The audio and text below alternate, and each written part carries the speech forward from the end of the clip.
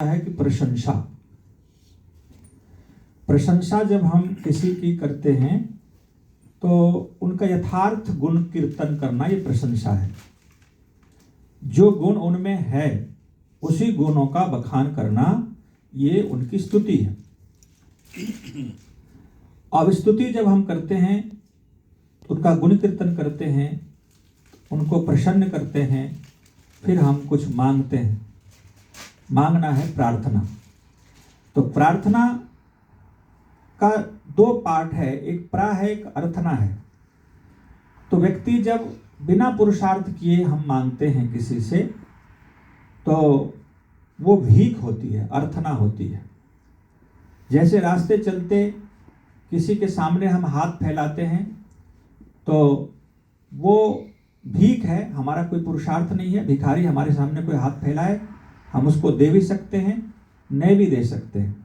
लेकिन हमारे घर पर कोई दिन भर काम करे, मजदूरी करे और सामने मेरे सामने हाथ फैलाए, मालिक मुझे चाहिए, तो वो उनकी भीख नहीं है, अर्थना नहीं है, वो प्रार्थना है। तो वो प्रार्थना कब बन जाती है? जब हम पुरुषार्थ करते हैं, परमात्मा से हम बुद्धि मांगते हैं, बल मांगते हैं, स्वास्थ्य मांगते हैं, धन मांगते हैं, प्रतिष्ठा मांगते हैं। तो ये सब के पीछे, यदि उसके पीछे हमारा पुरुषार्थ है, हम कर्म करते हैं और फिर परमात्मा से याचना करते हैं, तो वो हमारी प्रार्थना बन जाती है और वो प्रार्थना हमारी सुनी जाती है। वो परमात्मा हमें देते हैं क्योंकि मेरा मेहनत है उसके पीछे, मेरा कर्म है, पुरुषार्थ है। और जब परमात्मा हमें उसका फल हमें देता है जो हम मांग रहे हैं, तो फिर परमात्मा के साथ हमारी निकटता हो जाती है, आत्मीयता हो जाती है। जैसे लोक व्यवहार में भी हम देखते हैं कि जब किसी से हम कुछ लेने जाते हैं, दान मांगने जाते हैं समाज के लिए, तो उनका हम गुण कीर्तन करते हैं। आप बड़े दानी हो, धर्मात्मा हो, उनका यथार्थ जो गुण है वो हम बखान करते हैं। वो प्रसन्न होते हैं, भाई किस लिए आए हो, क्या चाहिए? तो हमें समाज के लिए, अच्छे कार्य के लिए हमें सहयोग चाहिए। फिर वो हमें देते हैं, तो चल करके गए, हम पुरुषार्थ भी हमने किया और फिर वो देते हैं, तो उनके साथ हमारे साथ आत्मीयता होती है, एक प्रेम होता है। वही उपासना है, एक निकटता हो जाए। तो परमात्मा जब हमें अपने कर्मों का फल देता है तो परमात्मा के साथ हमारी निकटता हो जाती है, समीपता हो जाती है। ये उपासना है, उपासना रिजल्ट है।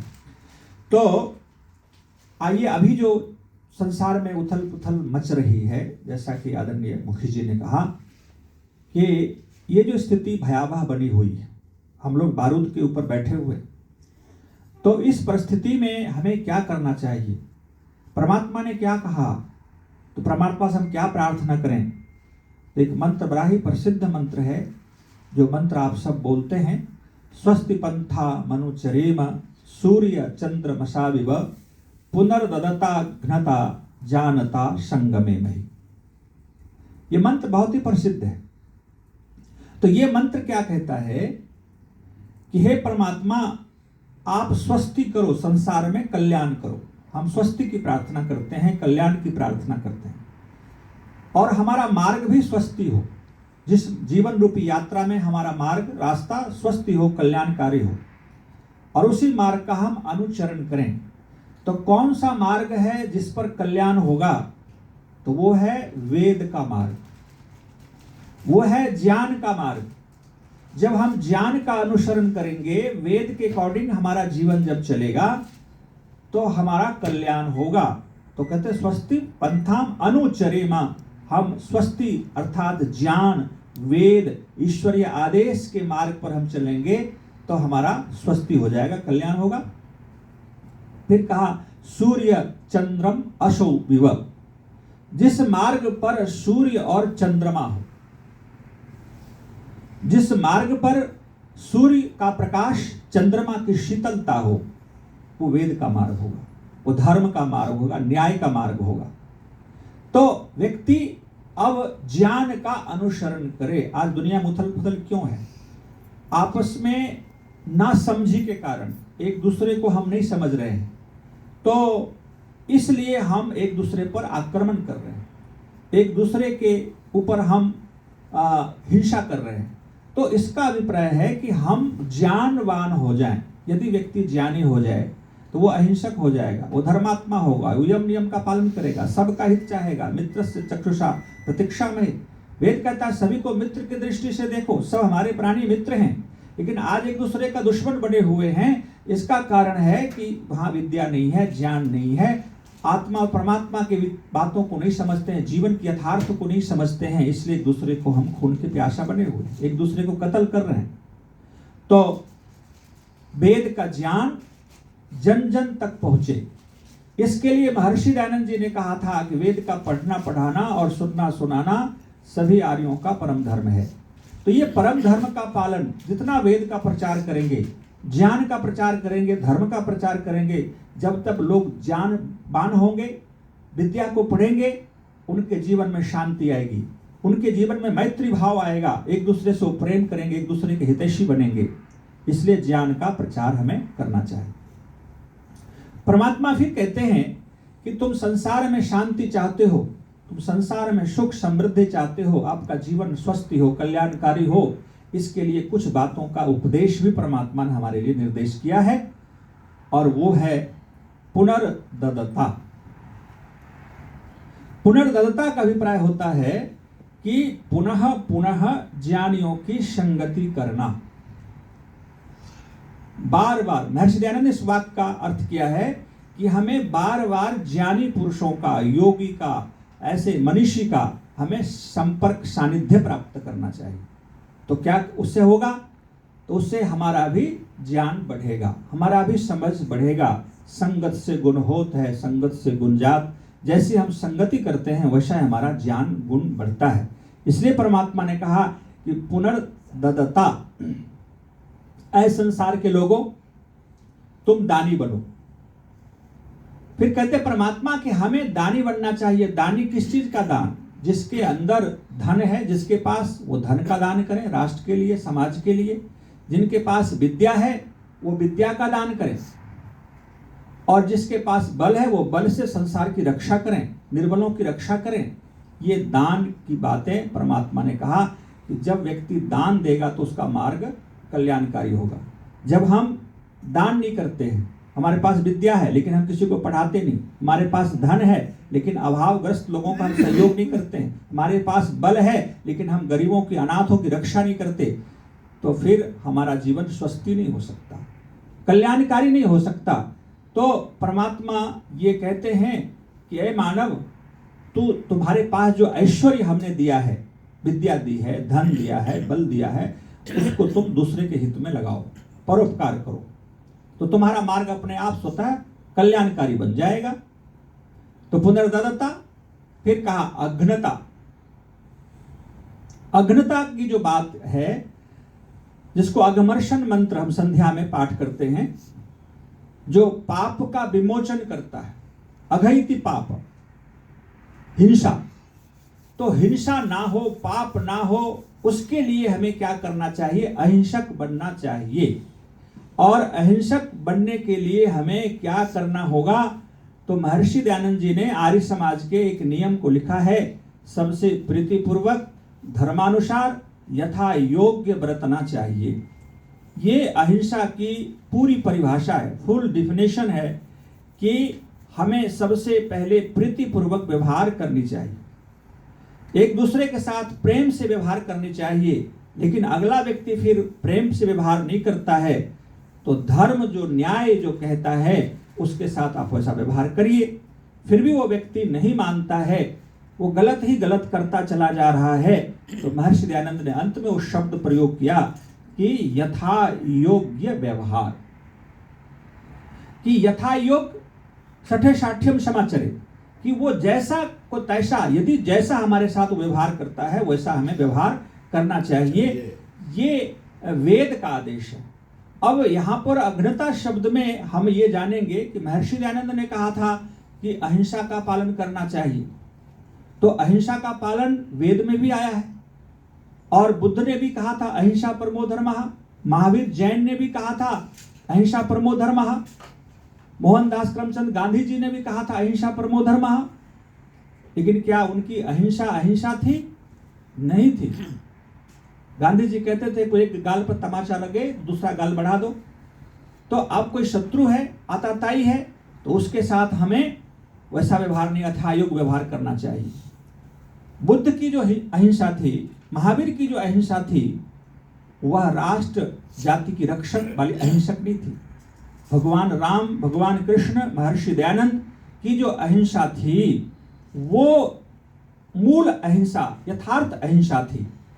जैसे भगवान राम ने असुरों का नाश किया, राक्षसों का वध किया और धर्म की स्थापना की, ऋषि मुनियों की रक्षा की। भगवान कृष्ण दुर्योधन, कंस आदि की हत्या की, मरवाया और धर्म की स्थापना की। तो दुष्टों को मारना, यथा योग दंड देना, ये अहिंसा है, ये धर्म है। लोग कहते हैं कि महर्षि दयानंद सरस्वती अहिंसक थे, लेकिन आपको पता होनी चाहिए भारत की आजादी में गर्म दल के जो प्रथम सृजनहार थे वो महर्षि दयानंद सरस्वती थे। उनके जो शिष्य थे भगत सिंह, राम प्रसाद बिस्मिल, लाला लाजपत राय आदि ऐसे जो क्रांतिकारी लोग हुए हैं, सुभाष चंद्र बोस आदि, वो महर्षि दयानंद के अनुयायी थे। तो स्वामी दयानंद वो थे कि राष्ट्र के हित में, मानवता के हित में यदि शस्त्र को उठाया जाए, दुश्मनों का प्रहार किया जाए, वो हिंसा नहीं हो सकती, वो अहिंसा है। स्वामी दयानंद जी एक बार कलकत्ता गए थे और उनके ऊपर उनके जो विरोधी थे एक काला सांप बिस्तर उनके ऊपर फेंक दिया सभा में। स्वामी जी खराऊ पहनते थे और खराऊ से सांप के फन के ऊपर पैर रख करके कुचल दिया, सांप को मार दिया और कहा जो तुम्हारा भेजा हुआ दूत मर गया। अब कहेंगे स्वामी जी एक योगी थे और वो हिंसा कर गए, तो यहाँ पर ये बातें होगी कि वहाँ वो हिंसा नहीं हुई, वो पाप नहीं हुआ, वो अहिंसा है। क्योंकि यदि उसको नहीं मारते तो कितने लोगों को काट लेता, कितने लोगों की मृत्यु हो जाती, तो वो महाहिंसा हो जाती। इसलिए एक हिंसक प्राणी को मार देना जिससे खतरा है, अनेक प्राणियों का हानि हो सकती है, तो वो अहिंसा ही होता है। तो अहिंसा परमो धर्मः। कल रात्रि में कक्षा में हम लोग चर्चा कर रहे थे कि अहिंसा की प्रतिष्ठा होने से अन्य प्राणियों का वैरभाव छूट जाता है, लेकिन हमें सावधान भी रहना है। अगला व्यक्ति यदि तमोगुणी है, वह आतताई है, आक्रमणकारी है, वो हमारी सात्विकता को नहीं समझ पा रहा है, तो हमें उससे सतर्क सावधान रहना और यथायोग्य व्यवहार करना चाहिए। ये अहिंसा है। तो अहिंसा का पालन हमें कैसे करना चाहिए, इस बात का दिग्दर्शन रामायण से, महाभारत से, वेद से, महर्षि दयानंद के जीवन से हमें सीखने को मिलता है। तो हमें सबसे प्रीतिपूर्वक धर्मानुसार यथायोग बरतना चाहिए, यही अहिंसा है। अब आप कहेंगे कि अहिंसा का पालन करने से उसका जो लाभ होता है, दूसरे प्राणी के साथ वैरभाव छूट जाता है, अच्छी बात है। लेकिन अहिंसा का पालन ना करना, हिंसा करना, बिना कारण का किसी प्राणी को दुख देना, उसका फल भी कल रात में चर्चा आई थी कि उसका फल क्या है कि हमें किसी प्राणी को मार रहे हैं, किसी को दुख दे रहे हैं, जो आतंकवादी है, टेररिस्ट हैं। अब उसका फल क्या होगा, वो हिंसक हैं। जो प्राणी कोई कुछ बिगाड़ नहीं रहा फिर भी उस पर बम बरसा रहे हैं, किसी को कत्ल कर रहे हैं, गर्दन। आप भारत में जाकर एक न्यूज सुनिए कि एक सलीम नाम का व्यक्ति जो एक्स मुसलमान था और वो हिंदू हो गया और उसको जो धर्मांध मतांध लोग था गर्दन पर छुरी चलाया, गर्दन काट डाली। अभी वो हॉस्पिटल में भर्ती हैं।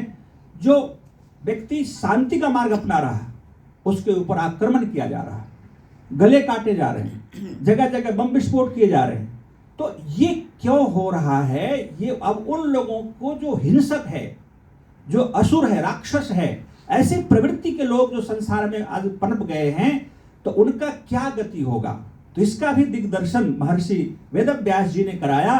महर्षि वेदव्यास जी कहते हैं कि जो ऐसे हिंसक प्राणी हैं, जो दूसरों को दुख देता है, तरपा तरपा के मारता है, तो उसको नरक, त्रियक और प्रेत योनि में उनका वास होता है। नरक क्या है? ऐसे प्राणी में उनका जन्म होगा जो पशु पक्षी में जो बहुत अत्यंत दुख भोग रहा है, ये नरक है। या कहेंगे जो नाली के कीड़े हैं, जो नाली बगल में बहता है उसमें कीड़े भर जाते हैं, वो दुख भोग रहा है, नरक जीवन है। और फिर कहा त्रियक, तिर्यक योनि में उसका जन्म होता है। जो हिंसक व्यक्ति होता है, बिना कारण किसी प्राणी की हत्या करता है स्वार्थवश, तो उसको सांप बिच्छू में भी जन्म होता है। हाँ जी, तिर्यक जो टेढ़ा मेढ़ा चलता है।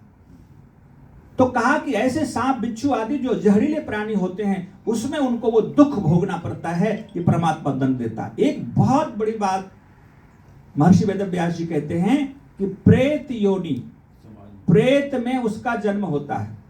जैसे किसी की बॉडी, जब डेड बॉडी हो जाता है, कोई शव है, कोई पशु मर गया, कोई व्यक्ति मर गया, उसको नहीं जलाया गया, तो उसमें जो बॉडी में जो कीड़े फरते हैं, वो कीड़े का नाम है प्रेत योनि।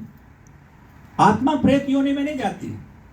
आत्मा जो दुनिया में उथल पुथल मचा रहे हैं, किसी प्राणियों को हिंसा कर रहे हैं, तो वो मरणासन स्थिति में चला गया, लेकिन उनका प्राण नहीं निकल रहा है। ऐसे ही उदय हुआ तो कहते उसकी अल्पायु होती है, एक्सीडेंट में उसकी मृत्यु हो जाएगी, या फिर किसी कारण से उसको मार देगा। वो हिंसा तो किया, दुख तो भोगा, लेकिन वो कम आयु में वो निकल जाता है, क्योंकि पुण्य कर्म उसके साथ जुड़ गया। ये हिंसा की एक बहुत बड़ा ये कारण बनता है दुख का। इसलिए हम सबको अहिंसक होना चाहिए, लेकिन यथार्थ अहिंसक। तो यथार्थ अहिंसक क्या है? तो इसके लिए परमात्मा ने यही कह दिया कि सबसे प्रीतिपूर्वक धर्मानुसार यथायोग बरतना चाहिए। वो अहिंसा जो राष्ट्र के हित में हो, धर्म के हित में हो, मानवता के हित में हो, हमें वैसा व्यवहार करना चाहिए। तो हमें बिना कारण का किसी को दुख ना देना, ये हिंसा होगी।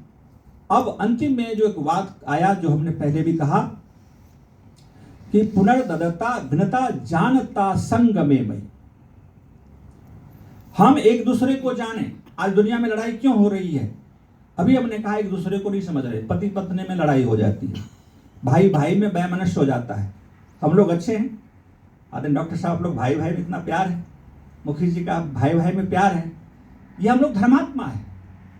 हम एक दूसरे के सुख दुख को समझते हैं, लेकिन आज भाई भाई एक दूसरे के दुश्मन बने हुए हैं। पति पत्नी से झगड़ा होकर डाइवोर्स हो जाता है। इसका कारण होता है कि एक दूसरे को ना समझना। पत्नी की भावना को पति नहीं समझ पाता है, पति की भावना को पत्नी नहीं समझ पाती है।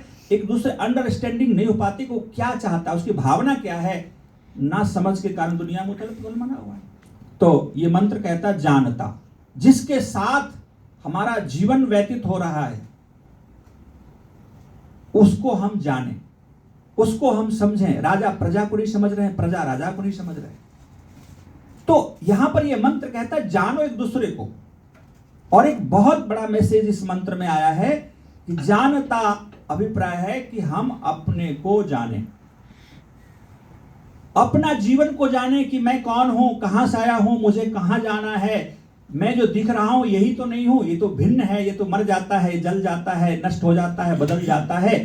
आत्मा जो अविनाशी है, नित्य है, शाश्वत है, उसको जानने की बात आई है कि जब व्यक्ति उसको जानता है। और एक बहुत बड़ी बात इसमें यह भी हमें समझना चाहिए कि परमात्मा ने हमें कोई न कोई प्रतिभा को दे करके भेजा संसार में। देखिए, किसी में बोलने की कला है, किसी में गाने की कला है, किसी में नेतृत्व कला है, लीडरशिप है, कोई और है, कोई तरह तरह की शिल्प विद्या है, अनेक कलाएं हैं। 16 कला की बात की जाती है। उन कलाओं में से कोई न कोई विशेषता तो हमारे अंदर है। यदि उस विशेषता को जानता संग में ही, ये मंत्र में जो कहा गया है कि यदि उस विशेषता को जान लिया जाए और उसके अकॉर्डिंग उस पर पुरुषार्थ किया जाए, काम किया जाए, तो हम संसार को बहुत कुछ दे सकते हैं। अपने जीवन का भी कल्याण करेंगे, सफल करेंगे और संसार को भी दे जाएंगे। इसलिए उस विशेषता को भी जानें और इसकी कार्य अपने जीवन को जानने के लिए, अपने विशेषता को जानने के लिए, अपने मित्र को जानने के लिए ज्ञान की आवश्यकता होगी। वो हमें गुरुओं का सानिध्य करना पड़ेगा, पुनः पुनः बार बार ज्ञानियों की संगति करनी पड़ेगी, तब जाकर के उसका हम लाभ ले पाएंगे, अपने जीवन को जान पाएंगे, अपनी योग्यता को जान पाएंगे। तो महानुभाव, हम सब इस भाव को समझते हुए संसार में शांति कैसे स्थापित हो, इसके लिए वेद विद्या का प्रचार होना बहुत जरूरी है। और एक संध्या में हम मंत्र पढ़ते हैं, योस्मान द्वेष्टि यंच वयम वो जंभे दद्मः। इसका क्या मतलब होता है? इसका मतलब होता है कि हे परमात्मा, जो मुझसे कोई द्वेष करता है और मैं किसी से द्वेष करता हूं, तो उस द्वेष की भावना को आप दग्ध कर दो, आपके मुख में डालता हूं और इसको आप जला दो, दग्ध कर दो। तो द्वेष क्या है? द्वेष है एक दूसरे से जलना, एक दूसरे के साथ वैमनस्य भाव, वैर भाव रखना। तो ये होता है कि जब हम सामने वाले व्यक्ति, हम उसको नहीं समझ पाते हैं, वो मेरा व्यवहार उसको अच्छा नहीं लगता है, तो वो हमसे क्या करता है? द्वेष करता है और हमारी हानि करना चाहता है। या हमें कोई और व्यक्ति का व्यवहार अच्छा नहीं लगा, या उनका कुछ ऐसा व्यवहार हुआ जो हमें बुरा लगा, तो उसके प्रति मैं द्वेष भाव रखता हूं। तो ये द्वेष भाव किस कारण से होता है? द्वेष क्या है? ये अविद्या का ही पार्ट है, ये क्लेश है। तो कहते हैं ये द्वेष जब तक रहेगा तब तक व्यक्ति ईश्वर की कृपा को नहीं पा सकता। तो ऐसे द्वेष को जो साधक होंगे, जो ईश्वर भक्त होंगे, वो ऐसे द्वेष को नहीं पालेगा, वो सबका हित चाहेगा और सबका हित करने के भाव से वो क्या करेगा? उस द्वेष भाव को छोड़ देगा। परमात्मा से प्रार्थना करता है उसको नष्ट कर दे। तो संध्या में हम मंत्र पाठ करते हैं। पहला मंत्र क्या है? षण्णो देवीरभिष्टया आपो भवन्तु पीतये संयोर विश्रवन्तु नः। हे परमात्मा, हे देवी, सन्नह, सम जो अच्छे प्रकार से है, न हमारे लिए, हे देवी प्रकाश स्वरूप परमात्मा, सन्नो देवीर अभिष्टया, जो मेरा अभिष्ट है, जो मुझे चाहिए। फिर कहते हैं आपह। आपह कहते हैं जल के समान व्यापक। जल के समान जो व्यापक है वो कौन है? परमात्मा। आपलरी व्याप्तो। इसका अभिप्राय होता है कि परमात्मा जैसे कण कण में व्यापक है, वैसे ही हे प्रभु आप हमारे मन की बात जानते हो। सन्नो देवी अभिष्टया आपो भवन्तु पीतये, आप मेरी रक्षा करो, आप मेरे अभिष्ट, मेरी कामना को आप पूर्ण करो, ये पूर्ण होवे। फिर कहते हैं संयोरः संयोह अभिस्रवन्तु नः। शम, अच्छा जो हमारा कल्याणकारी सुख है वो नः हमारे लिए स्रवन्तु, चारों तरफ से वर्षा करें, वृष्टि करें। हे प्रभु सब प्रकार से हमें सुख की प्राप्ति हो। फिर संध्या में हम क्या मंत्र पाठ करते हैं? हम अपने जीवन को कल्याण बनाने के लिए, स्वस्थी बनाने के लिए कहते हैं ओम वाक वाक, ओम प्राणः प्राणः। अब ये जो हम कहते हैं, अब देखिए ना कि वाक 2 बार बोलते हैं। इसका क्या अभिप्राय है कि वाक का मतलब होता है एक मुख, ये माउथ, और एक वाक शक्ति है जो सूक्ष्म इंद्रियां हैं। ओम वाक वाक, ओम प्राणः प्राणः,